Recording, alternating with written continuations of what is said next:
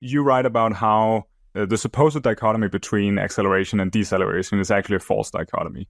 Why is that the case? It's the case in two ways. First, on a sociological level, effective accelerationists and effective altruists it's a narcissism of small difference. 5 years ago, these are the same people. And it's a schism within a certain demographic.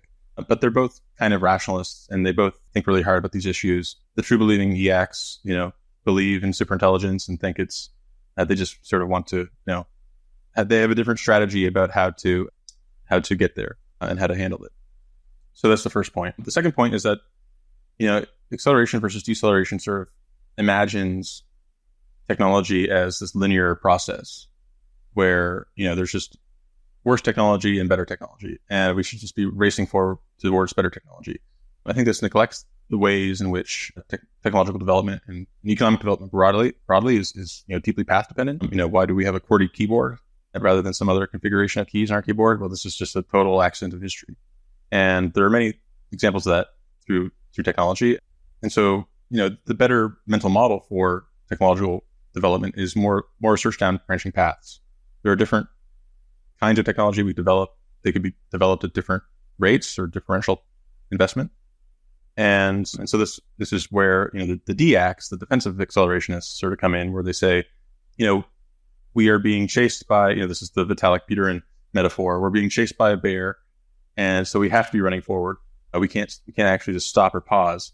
But there are genuinely two forks in the road. There are paths that lead to doom, and there are paths that lead to utopia, and we have to actually be very deliberate about which technologies are developed first, at which rate, how they're deployed, to make sure that we navigate down that better path. Yeah, how urgent are these decisions? How important is the next decade, for example? And I don't assign a high credence to this, but I think it's probably the pivotal decade. Our ability to steer technology is relatively limited, especially once it has a kind of forward momentum. And so if there is any hope of sort of picking a better path, you have to do it early. That's point number one. And then point number two is that technological discovery and innovation tends to occur in kind of punctuated equilibria, where we are sort of muddling along, we're in some kind of technological winter, and then suddenly we discover the one trick that makes it work, and there's this flurry of activity and investment, and we pick all the low-hanging fruit.